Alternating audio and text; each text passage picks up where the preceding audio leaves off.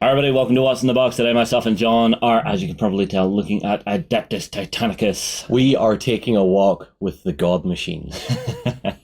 And this is something I've seen coming out of videos you see about Warhammer Fest and stuff like that, where people have seen the demo games. Yeah. They've seen the example tables being set up, and they've had some looks at this beauty here. Yeah, I've been jealous as hell. Yeah, it would be nice to live closer to Nottingham. I don't know, cost of living in England, it's up a little bit.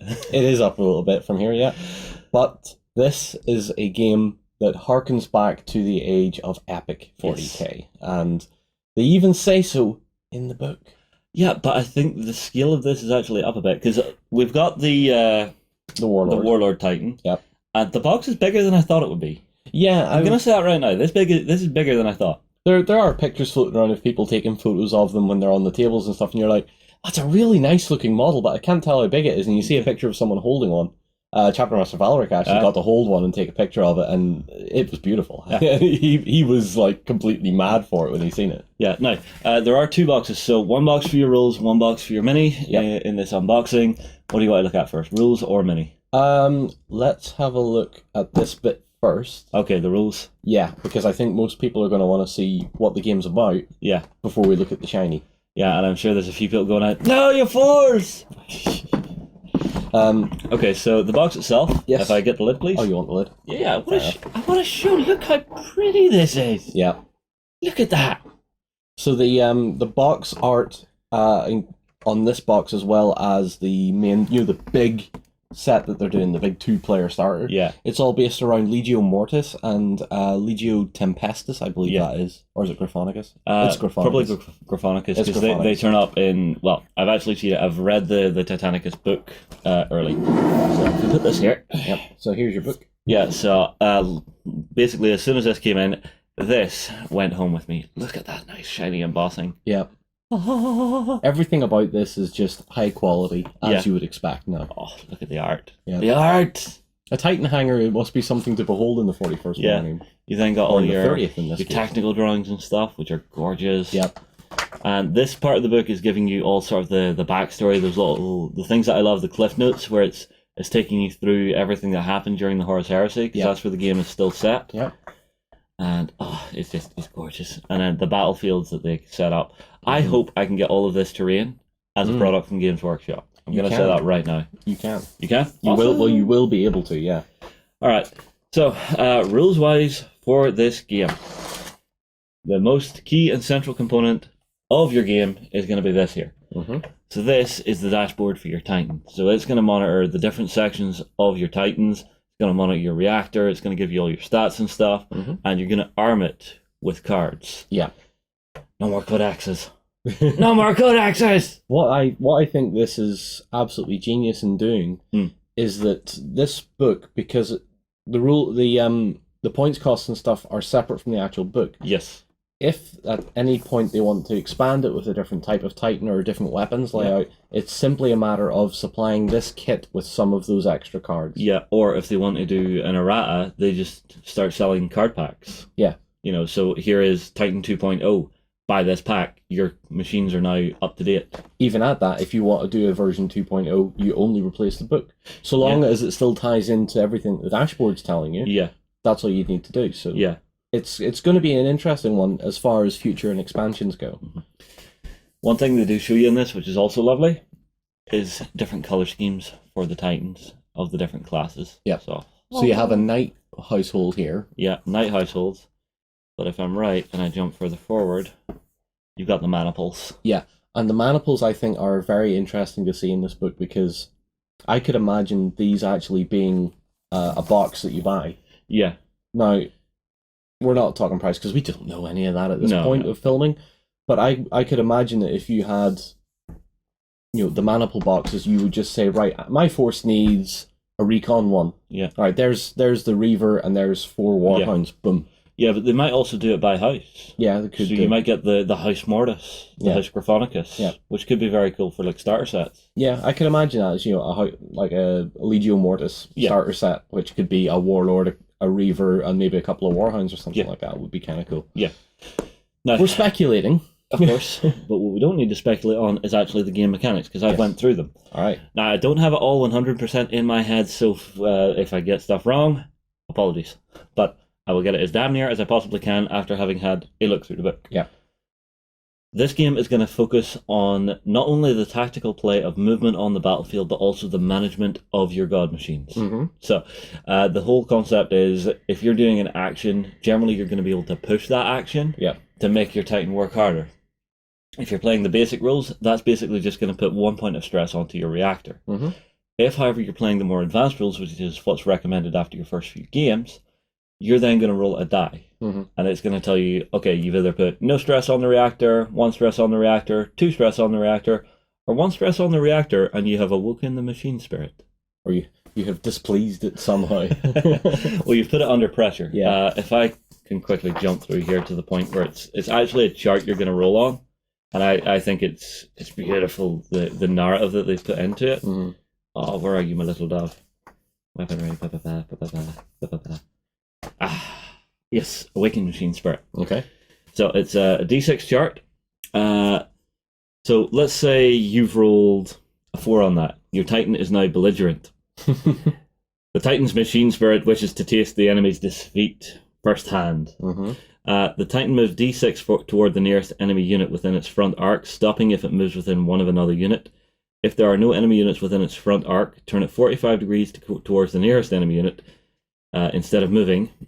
Stop if the enemy enters its front arc.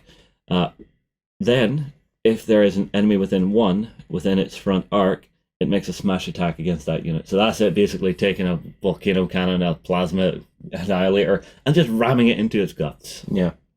So it's the machine spirit is just saying, I want to do this myself. Yeah. I don't need my princeps. Bang. Yeah. You've then got my favourite one. The 6 on it is fabulous. So it's wrathful. The machine spirit powers its weapons, ready to inflict devastation upon the enemy. Which just means the controlling player chooses one of the Titan's weapons that has not been disabled and attacks with it using ballistic skill and weapon skill of 4, following the standard combat sequence. So you can actually get the machine spirit going, no, I want to shoot! I want to shoot! I don't want to move, I want to shoot! It's probably not like saying it. It's probably not saying it like that though. That's how my Titan would talk. No, my Titan wouldn't even have a voice. It would just be a deep roaring grumble. It would just be like, boom. Oh, I get it. So it would be like the war horn would just go off. Yeah. They'd just lay its war horn out and just be like, I'm going to shoot this now. Alright, also in the box, we get one of our handy-dandy clear measuring rulers. Yes. I like the Games Workshop are doing these. Far better than the sticks. Yep. You're then going to get templates, because yes, the templates are in this game. Yep. The templates are actually quite interesting, because it's depending on the weapon cards that you're using are going to give you the traits for these. Yeah. So if you're going to be like changing out loadouts and stuff, you can change out the cards. Mm-hmm. We then have this lovely little grey sprue. So you have activation markers and such. Well, actually, these are not activation markers. These actually go onto your dashboard to keep track of stuff. Yep. So they've actually got a little pip on the back of them. Yep. So they're going to go into like the holes and stuff. You then have the arc meters, which are going to check which arc you're in. Yep. You've then got some of your strategic assets. So that could be like void shield relays, macro cannon batteries. You've then got these, which I'm not sure. Those may be activation tokens. Possibly. We are still learning. These, I think, are reactor leak tokens, because they've got like a little symbol on them, which is, yeah, that looks like that. Next, I love this next piece. That's what every game should have. You have some cheat sheets. Yeah. So these are basically going to be giving you those main sequences, what all the different tokens are going to do, and you get 2 thereof. So one for you and one for whoever you're playing against. Yeah. We then get a little bit of advertising showing some of the stuff coming up soon. So more terrain and stuff. Yeah. Yep. You've got the knights. You've got the battle titan. You've got the terrain stuff on the other side. Just a nice big piece of art. Nice bat poster work for you if you want it. Further down, we get the custom dice for the game. So you'll have some standard D6 rolls to make. You'll have some D10 rolls to make. You've got some reactor ones. In fact, I can get closer on these. Yeah, you have like reactor dice and movement dice, I believe, as well, as on top of the scatter. Yes. Well, there are some things that will cause you to make like random things. So yeah. This, I believe, is the movement dice to actually tell you what's happening if you get forced to move. Yep, I believe so. You then get one of the dice is actually for, this is your reactor dice, so you've got regular one, the two, and then if I find it, I will find it. There should be one here with a cog on it.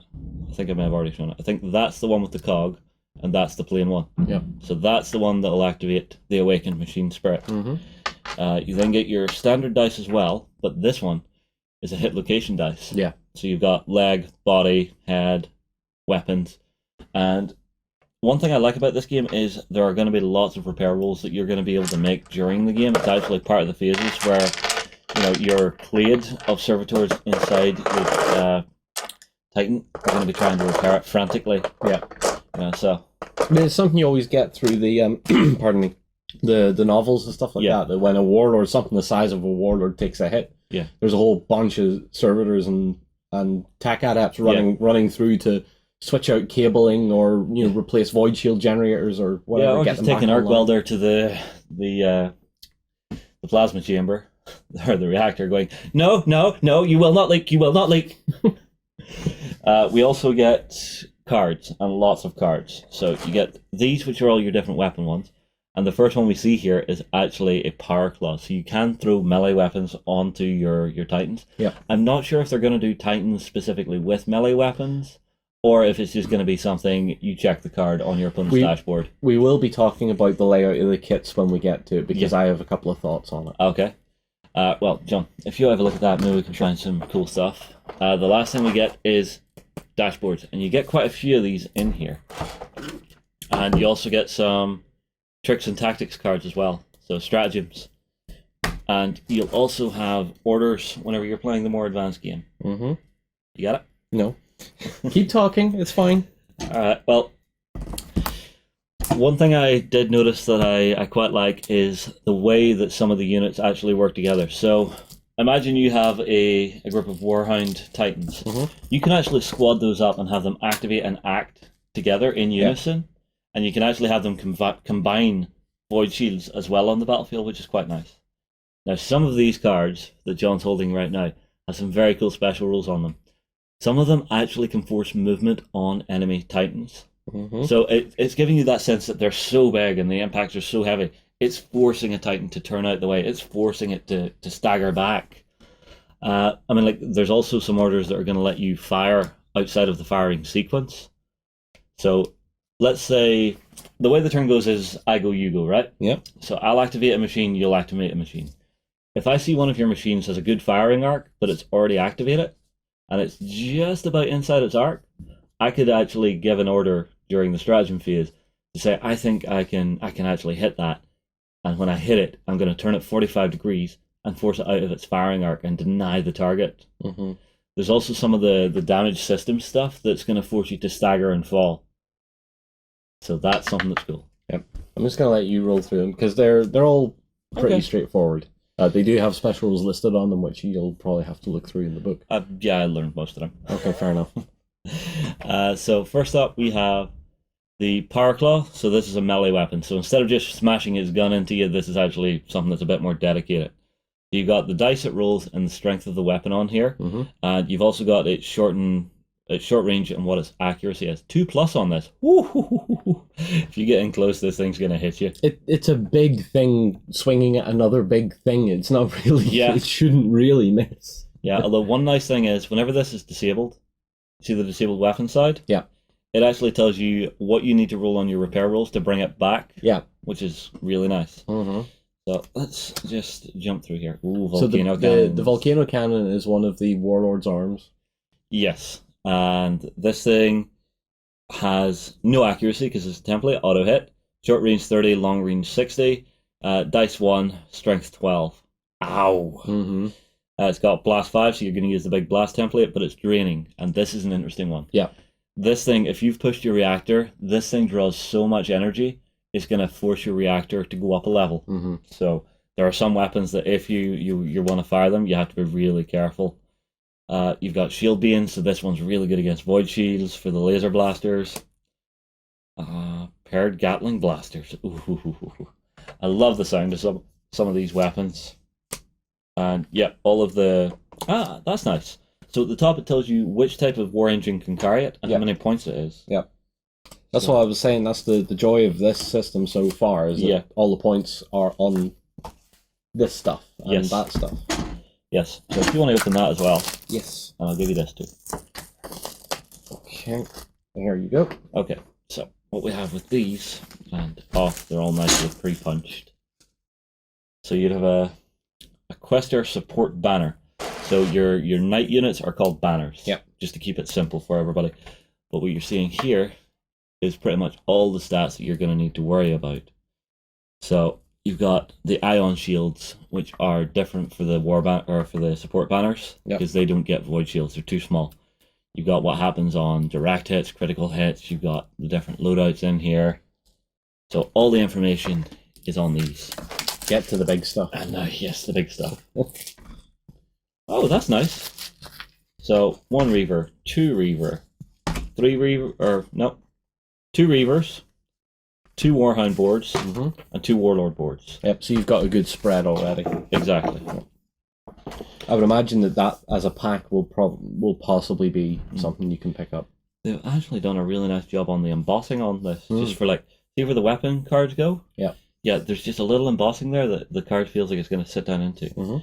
So, onto this. What you're going to see in here, the top corner, like I said, that's all of your basic stats.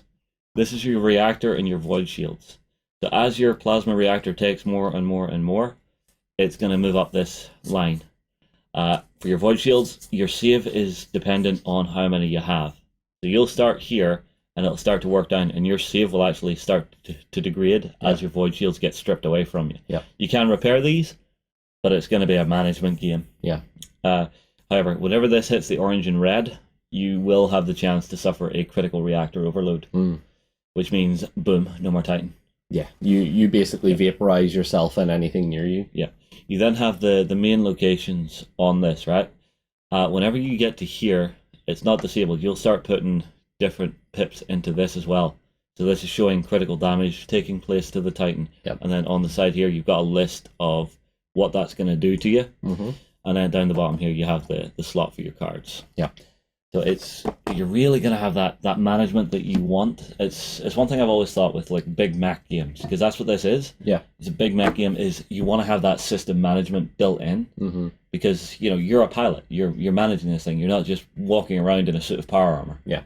You're not a space marine. You are a princeps in charge of something that's the size of a hab block. And it requires a lot of your attention. Yeah. Okay. So these cards, stratagems and mission objectives. So these are little extra things you can do. So during the first step of the turn, the planning phase, you can play orders, but you can also play stratagems. And some of these can give you like bonuses and minuses during the round. Yeah. So take this one for example. So this is thermal mines. Okay. Lovely. Play this stratagem immediately after an enemy unit finishes moving or making a turn. That unit suffers D3 strength 10 hits to its legs. Shield saves cannot be made against these hits. So that's basically, whoops, you walked into a minefield, my friend. And generally these will tell you what part of the turn to activate them in. Yeah. You've then got mission cards in here as well, which are going to give you some of the objectives. So I like that it's not just, okay, rock up and just start hammering the hell out of each other. You can do that if you want, but this kind of thing is just going to give you more flavor and more narrative to your battles. Yep. So that's everything that's in here. That's the box contents. Yeah. Let's look at the big pretty. Yeah, I'm sure everybody's sitting there going, show the pretty, show the pretty, show the pretty. The big pretty has been seen a lot. Yeah. It's one of the flagship model kits for this range. Yeah. I feel anyway. Yeah. I also quite like the way they've done the mold insert to actually hold everything really nicely. It holds everything plus the rulebook, which is nice. Yeah. That way. Oh. See, this is cross the way. Okay. Yeah. Alright. The Titan. I have wanted to lay my hands on a Titan for years. But we all know how much those cost, so it's... Yeah, my bank account couldn't stand to that. So, first thing we come to in the box is our instruction manual. Yep. So this is going to basically tell you how it's all going to go together. It's standard GW, nice 3D modeling kit, showing you here's where it all goes. And whenever we get to the end, when I get to the end, it starts giving you some of the color schemes that you can use as well. Yep. So Now here's that's what's nice about this. Yeah. They're showing you here Legio Mortis, and then they're picking out what transfers you need from the sheet, Yes. which they've not done before as far as Yeah. I'm aware. So. Yeah, no, they haven't done it for the others, though. No. But you can get some really cool ideas for how to paint your Titans. And on the back, yeah, it's pretty. It is not a small model. It is not a small model. That's quite a large base. Yeah, so that's the base. Yeah. It's rather huge. Let's just get stuck straight into the sprues. So these sprues, really well designed. Yes. Nice, tightly packed, and everything seems nicely designed onto them. So I think I've got the weapon and head sprue here, if I'm correct. So we'll start with that. So first thing we come to is, this is for one of the carapace mounted rocket pods. Yep. We move further down, we've got some of the arm weaponry. So it's a standardized weaponry piece in this kit. I'm not sure exactly what it is. I need to figure that out. It's the volcano cannon. Ah, I see. On across we have some segmented stuff for the arms to actually attach them. We then come to the head. They've actually cast it in like 2 halves, which I find quite intriguing. There's 2 halves, but then there's a visor piece in between it as well. 2 heads as well. There's 2 heads. There's one that's got a bit more ornamentation than the other. I like having that. We then come to the actual front facing for the carapace mounted rocket pods. More bits and gubbins, some vents and stuff. I'm guessing this is going to be like an armor plate that's going to go down over the weapon, and the sprue is literally just mirrored around itself. Yeah. So I'm going to say, GW, nice work on the detail on this one. It's as crisp as we've always come to expect from them. Now, here's, for those of you that haven't built a lot of GW's larger kits, so for example, Baneblades, Knights in particular, and what is coming out of this stuff, this is where you see GW's production strategy coming through and really shining, because you'll find that these 2 sprues are the Titan. Oh. This sprue is the customization? Weapons and options. Yeah, so that's the customization to make it whatever class you want. Same with the Knights. Yeah. When the first Knight kit came out, it was just plain and simple. It was what you got was what you got. Then they made the Knight Warden kit. And the Knight Warden kit basically replaced the entire range. It basically went, that's not needed anymore, because the Warden kit now has 1 extra sprue that gives you the 5 options for every Knight variant. And it's that 1 sprue that's critical. So they can produce the Knight or the Titan model in whatever they need. And then you do a single specialized sprue, which limits the amount of tooling you need to do. So you're making 1 extra sprue to make the different options. Yeah, so instead of making this sprue over 5 times and over and over with a couple of different bits, it's just make this once. So they make all that, the basic stuff once, and then they do the weapon sprue. This is where I'm seeing in my head, because in the rulebook there's all these melee weapons, like the warlords have big power fists and stuff like that. This is where I'm going to see the potential for there being another set where there's going to be the warlord with claw, the warlord with the big plasma guns and stuff like that. You're going to see that. And for those of you that are aware of that production strategy, I'm sure you've picked it up as well as I did. And those of you that weren't quite aware of it or didn't notice it until now, if you have never built an Imperial Knight, this is how GW produces stuff like this. Yeah, and it's a really good idea. Yeah. All right, on to the next sprue. So this is main armor plates and such for the Titan itself. So the shoulder plates are huge. Oh, these? Yeah. Yeah. And I like the way they've done this, because you've got 3 sets of shoulders in here, even though you only need 1. So you've got 1 for Mortis, 1 plane set, and I believe that's 1 Graphonicus set. Well, it's the way they do it is Legio Traitoris. Yeah. Then plane, and then Legio Titanicus. I gotcha. So it's basically Rebel, plane, friendly. You've then got some of the main armor plate to go up over the top. This looks like leg plates. Leg plates, possibly. Yeah, leg and knee. You've got some of the little shield pieces here. I believe these are the bigger shoulder components. They're one which wrap on round. Yeah. Because you get 2 sets of these. You then get some mounting brackets. More armor plate here. More armor plate here. Is there any difference between these? No, there is not. More armor plate. This is the shin. Because that looks big enough to be the shin. Could be the shin, but it's also could be just part of the leg in general. These would be the mounts for the big shoulders that are on these things. And then you have a few extra components here. I'm not sure what these are. John will tell me after he builds it. I already know what they are. Oh, right. They're the ankle. They're the big hydraulic ankle units. Ah. They go onto the toes. I see. I think this is going to be an interesting build for you, John. Yeah. This is going to be an interesting We then build. have the undercarriage of everything. So this is going to be building your exoskeleton on this sprue. So from here... Huh? Endoskeleton. It's inside, it's not outside. So we've got here the side of the main body. Yep. Some more components which actually feed into that. Mm-hmm. We then come down here. We've got motor units. We've got some of the leg pieces, I believe. Yeah. I'm guessing this is probably back of the torso. Probably front upper. Front upper? Front upper. Those look like the two big vents on the shoulders next to the missile launchers. Ah, okay. Same thing over on the other side. The sprue is pretty much perfectly mirrored. You've got more components here that I'm unsure what they do or where they go. We'll find out. Yeah. And then on the other side, you're building further down. So you've got the feet. You've got that looks like the hip joint to me there. Mm-hmm. That looks like the waist. This looks like more parts of the leg. What else do we have here? We've got some more venting grills. We've actually got this, which appears to be an escape hatch of some sort. It's kind of funky looking. Yeah, it's quite cool. You've got this, which I think is the bottom of your torso, and I believe this is the top of your torso.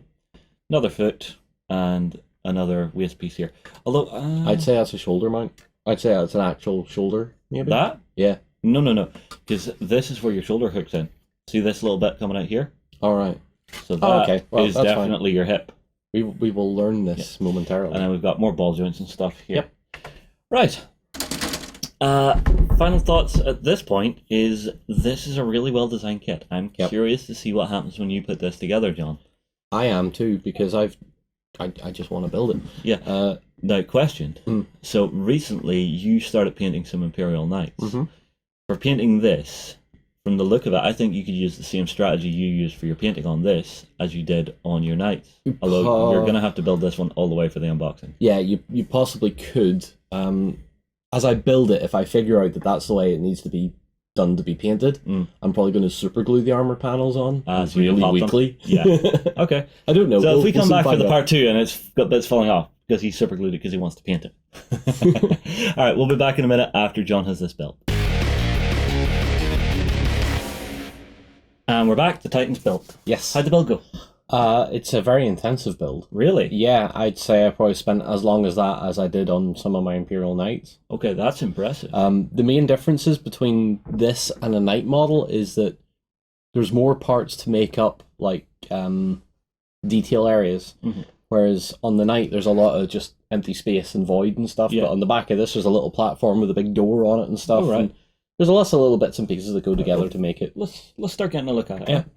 All right, so here he is here. It is imposing, isn't it? It does have that same presence that Yeah. its big brother would have. Yeah, it definitely does. Yeah. And I see you went for the Imperial side. Yes, absolutely. I'm not painting no traitor Titan. The details on the shoulder really stand out. Now, you've given this a quick prime, yeah? Yeah, I always like to, especially on these bigger kits, I like to prime them because it takes away that little gloss that the plastic has. Oh, wow, I see the thing you're on about, right here? Right in there, there's little railings and... Yeah, it's a surprising amount of detail for something that's fairly small when you think about it. But this is what we expect from Games Workshop, is that they do go to that level of detail. Yeah. And then, is it twin volcano cannons on this thing? Yes.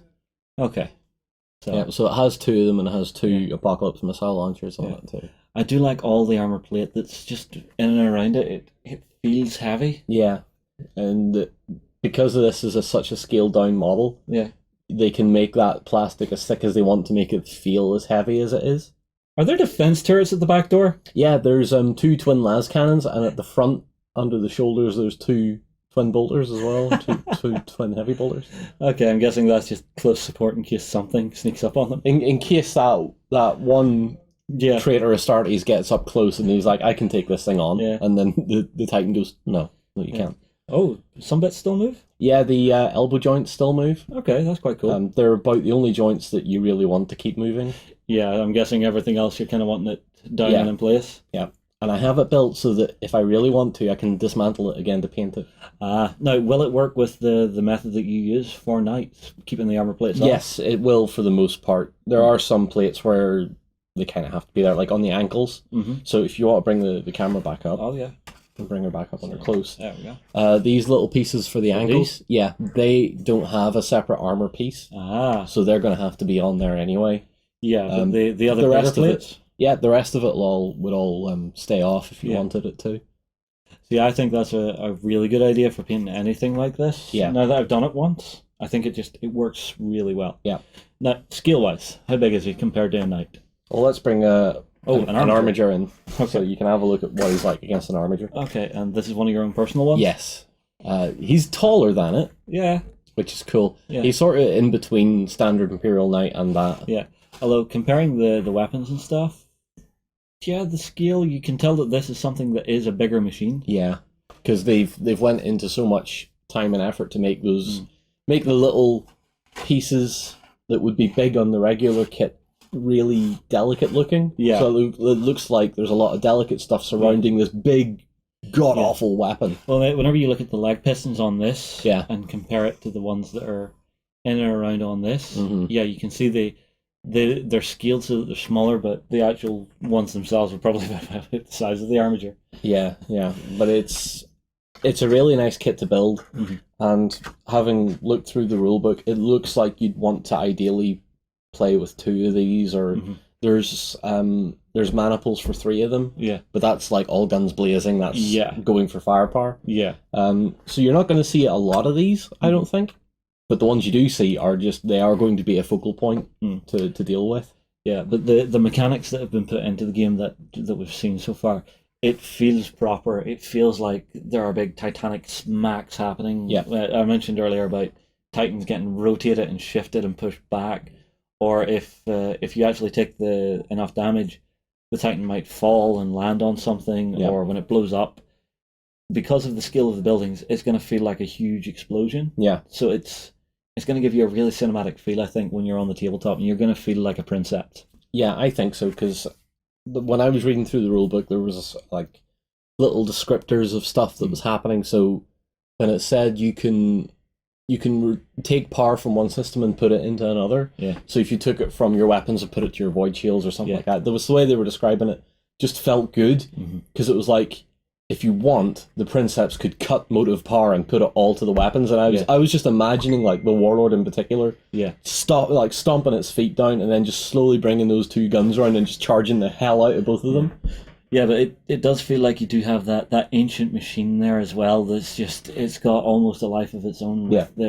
Sometimes the machine spirit wakes up, and it can be on damn near any of the reactor pushes that you can do. So be it for void shields, movement, weapons, whatever. And I feel like you have a real flexibility for the tactics of this, because there are some of the orders you can give that are going to let you sneak in that early shot. You know, so like during the movement phase, you have locked your motive engine, and it's just power to weapons, let's take an early strike. Yeah. And then I think you can still actually fire in the shooting step as well.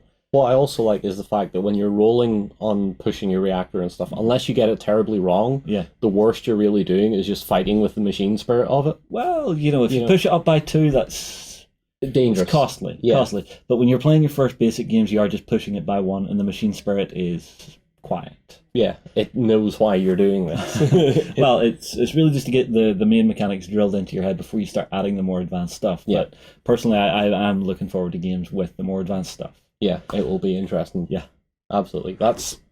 I love this kit. Yeah, I absolutely love this. Yeah. Final thoughts for me. It looks gorgeous. It feels like a Titan, and definitely a game to go and check out, because the game system itself feels very different to anything Games Workshop has done before, and it feels like it's going to be a lot of fun the way they've actually designed the game system. Yeah. So, everybody, tell you what, get your comments in below. Tell us, what do you think of Adeptus Titanicus? Will you be joining the traitors, or will you be sticking with the Imperial loyalists? We'll move on. We'll see you again very soon.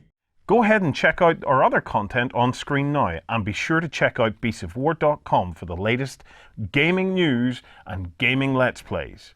And while you're at it, why not hit subscribe, and remember to ding our dong. Go on, you know you want to click it. Go on.